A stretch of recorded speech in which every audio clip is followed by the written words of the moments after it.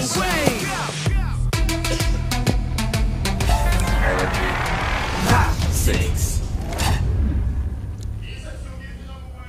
In the bottom center, needing a comeback, he is G-Nail Green Wings True, 방태수.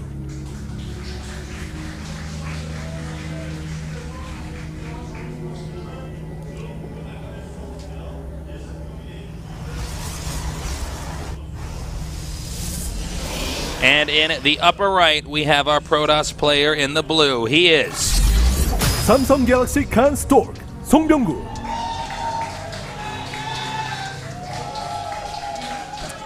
Crowd just going crazy for Stork.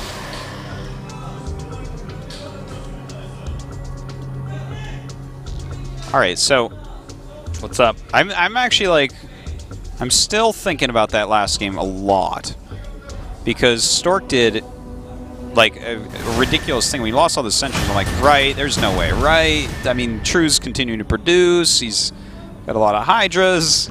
He did have those Zealots come in at the right angle. There was a point in time where it looked like the Zerg might have overextended a little bit with the Hydras. Those Zealots came down from the top. Maybe. He hadn't lost a lot of the Immortals. Immortals are funny units because they can basically do well against everything, even units they weren't designed to be well against. Well, the thing is, people always think like, oh, this is just good against armored. No, it's good against everything. No, it's fine against Hydras. I mean, as far as its firing rate and the damage it does, I mean, if there's a Zealot taking damage for the Immortal's still going to kick ass. Oh, yeah. And, I mean, the Immortal, like, it's so surprising when you actually learn what an Immortal can kill by utilizing them a lot. You know, it's, like, it's such a funny thing to watch in PvP. Like, yeah, no, Immortal kills an Archon. It's like, what? Yeah. Isn't the Archon, like, 360 health or something? Like, doesn't it do a ton of damage? No, it wins. But, I'm excited to see what Stork has planned here on this map. He's done a very fast Nexus here. Super greedy build. And, of course, we see from True quite a greedy build as well. I really... Oh, man. I'm getting very excited about what Stork can possibly get done. There was no forge, right? There was nothing. No. But he's scaring this is the complete Zerg. bluff. Sneakery. Well, you know, he did force 4 drones to come off. So that's kind of annoying for sure. It's more than the cancel. Yep. Definitely lost more than that 25 minerals. Stork, in the meantime, just going to have to tech up. See what he does after this Cybernetics core. I think it's going to be a Stargate. But, you know what? He could go for some sort of Immortal push again. What are you thinking? I would like to see him do another timing push here because I'm really curious after seeing game number 1, like, you know, how well can he do something, even if it's slightly different from that. He definitely was exhibiting a really deep understanding of the game as that was happening, as to where to engage when, even though he was screwed up a little bit with the... even though his control was absolutely nothing like some of the top Protoss control in the world. Yeah. Looks like it said, at least for the time being, he's going to go for a Stargate. Zerg is just going to drone up heavily here and get their queens. Now, will he go Phoenix or will he go Oracle? I kind of like the idea of Oracle on this I would this lean map. towards Oracle as well. Yeah, Forge and another gateway coming up here. The Wollens now finishing up. I think like an Oracle into like a Sky Toss might be a reasonable way to try to hold that 12 o'clock third base. But he does go into Phoenix. The more standard of the 2 builds at the moment. It's been the longest lasting. Yeah. Zerg's getting Ling speed now, just overlording and droning up continuously now. Looks like for the worker count, they're dead even both at 37. That's right. And we'll just take a little bit of time to see what Stork actually wants to get done with this. Like, when does he add extra gates? When does he add the Robo? Okay, he's actually... Well, I mean, he's already added some extra gates here. This could be... Oh, he's adding quite a few extra gates. Okay, so he's going to do another timing great. So we might very well see that 2-base timing. Yeah, it doesn't look like a it's different just... variation of it, but you know, good strat nonetheless. A lot of times you see Protosses go for something such as, you know, like just a 4-gate Zealot with Phoenix Harassment. It's like a strong build. It's definitely a build you could see on a map like this. It was very popular in Daedalus Point, which also had very hard to take thirds. But it looks like with these additional gates, this is going to be like a really powerful attack. Getting gas here too, so he's going to have a good number of sentries back in this, it looks like. Zealot Sentry with some Phoenixes? Definitely could be. He seems to really like the combination of Zealots and Sentries as we saw last game. Yeah, softening up those Queens for this attack that is impending. Warping in a few Zealots to start. A few more to join.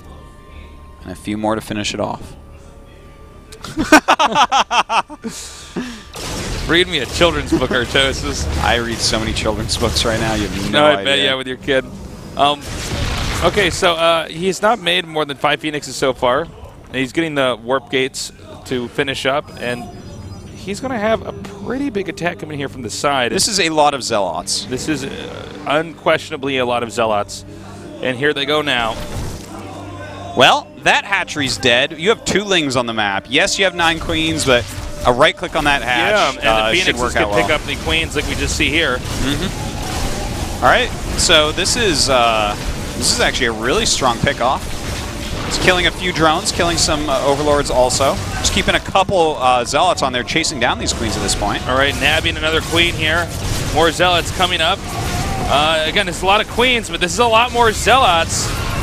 Yeah, the Zealot's doing a great job tanking all the damage for these Phoenixes, and he is just dismantling this Queen force. Yeah, and there's more Zealots that are still being warped in over here. I mean, this is actually getting out of control right now. I'm actually wondering if this might be one of the points of no return. He's put a Spore Color down there, which is just outmaneuvered by those Phoenixes. Another Queen goes down. More Zealots oh my God. coming up here. I haven't quite seen a rush work out quite like this in a long time, in fact. I like how Stork had like 700 gas behind this because he did take all 4 geysers. Yeah, well, that's like, why what is your plan with this gas? Well, I guess from here, let's He's say like, well, if he lived, it was going to be great, but I'm not going to tell you about it.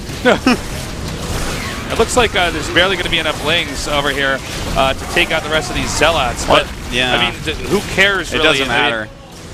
This game has been decided. Like, this is so much damage. Look how many Overlords he's killed. Look at that red supply. Yeah.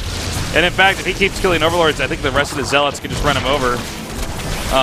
Assuming he makes another wave here, because Zerg cannot produce right now. Well, I think right now is a great time for him to switch this up and actually go into a more regular game, because what the hell can True do? True can't attack him. Drew has 2 hatches. Like, True is in the negatives. Even if he had the money, he can't produce. He's got a good drone count. You know what he could do? He cares? could make a bunch of sentries and actually at that proxy pylon and then warp him into the main, or drop him in the main and and cut that off. Yeah, I mean, if he wants there's to. a lot of different things he can do. Is that what he's doing here, or those Zealots? I think it's Zealots. Pretty sure. Would be funny though. Well, if it looks like it's Zealots because of the fact that he's dropping in the back of the base here. Yeah. And the harass continues. Yeah, why not? There's no spines up here. Yeah.